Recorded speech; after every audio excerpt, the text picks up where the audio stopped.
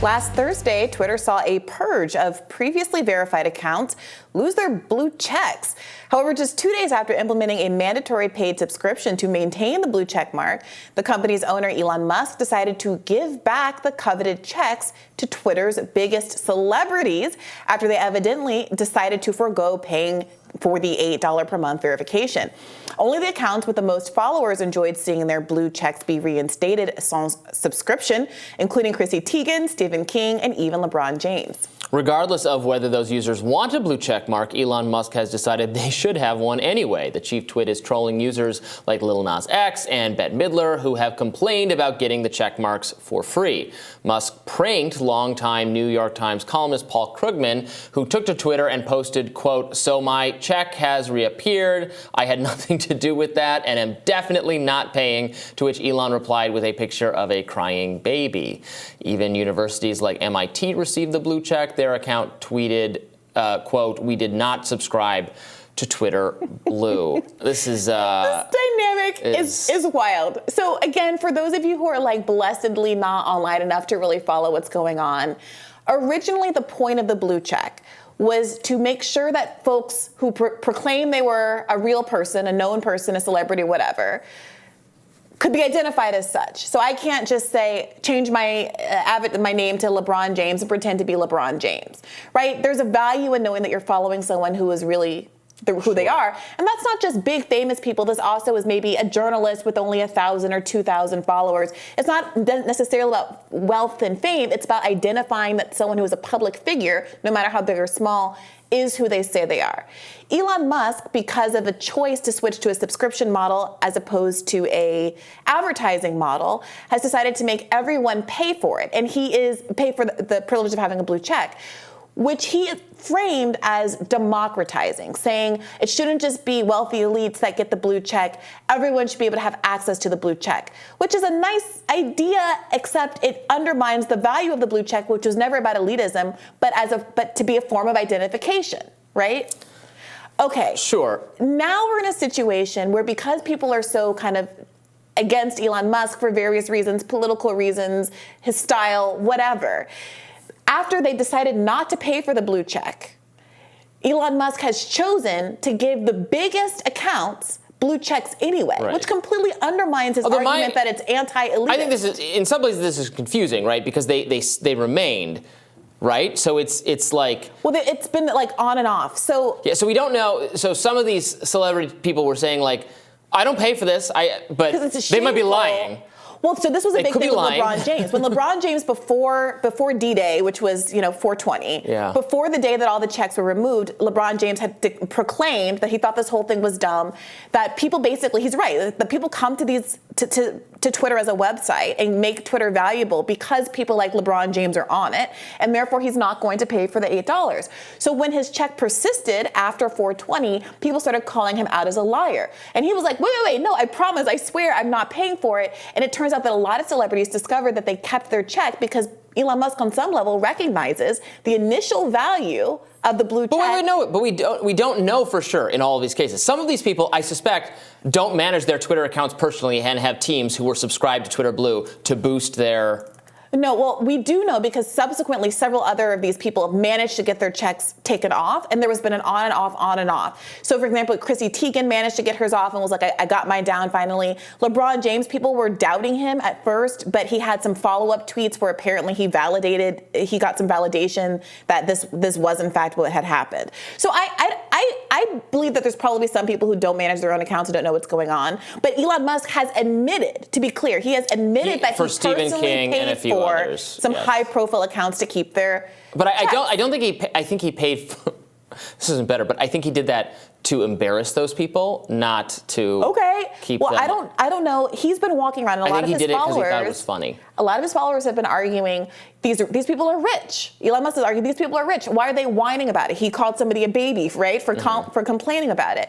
Well, if they're so rich, then why are you paying out of your pocket, one billionaire to another, $8 so they can have the privilege of a blue check? On some level, aren't you acknowledging that the whole point of the blue check system was because it enriches the value of your website for people to be able to log in and know that they're following actually LeBron James and not some 12-year-old who is a big fan of LeBron James. My question is, aren't we just, this is the problem with Elon, we're just, he said he was going to change the system, but now we have a checkmark a system where a bunch of random celebrity people are verified through no doing of their own, and a bunch of people are not. That was what everyone complained. That was what his people were complaining about with the previous system, that it was not democratic because people were just being awarded the verification. But that's what's happening now, because Elon handpicked some people to just get it. Like, it's the same exact thing as it was before. Exactly. Now, he would argue, and I think some of his supporters would argue, well, everyone can have a blue check. All you have to do is pay $8.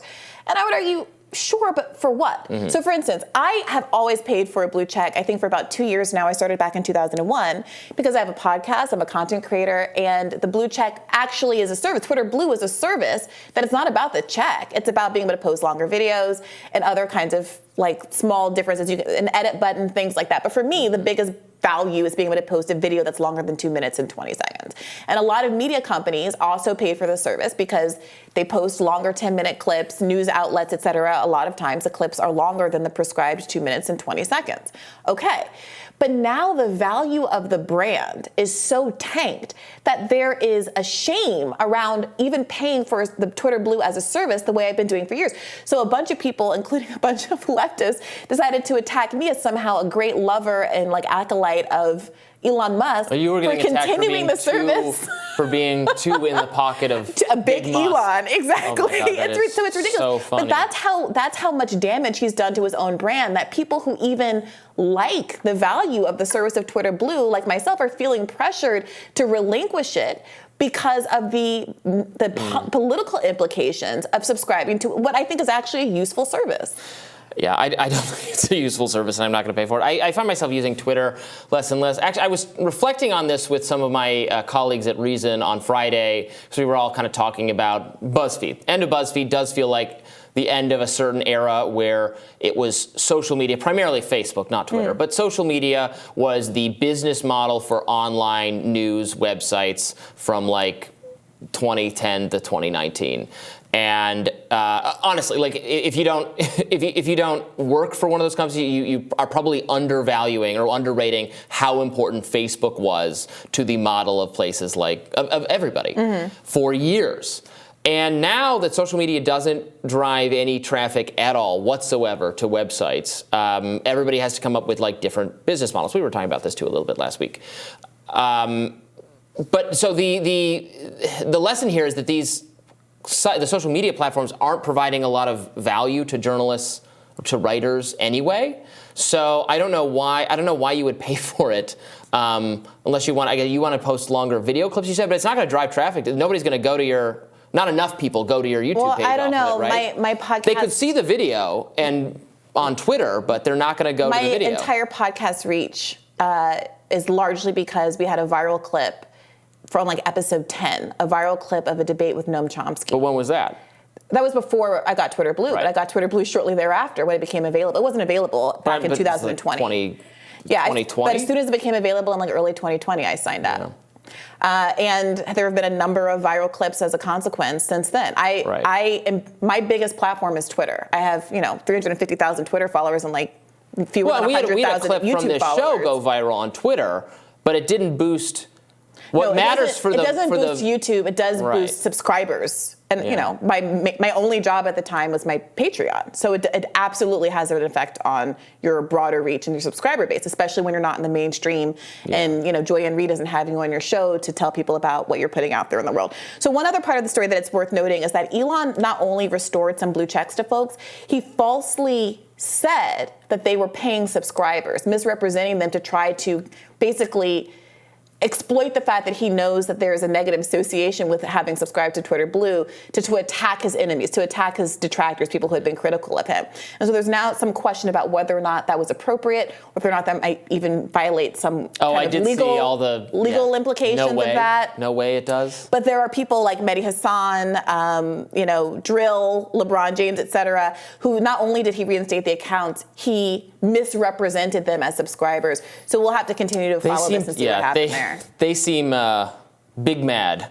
Yeah, look. There's a big mad and there's a cry more, and honestly, nobody looks like they're putting their best foot forward here, and it's probably just time to step the F away from the... I think that what Elon is doing is silly because it is undermining his own site. But some of the people in the reactions to this, it's clear that they're rooting against Twitter. I'm not rooting against Twitter.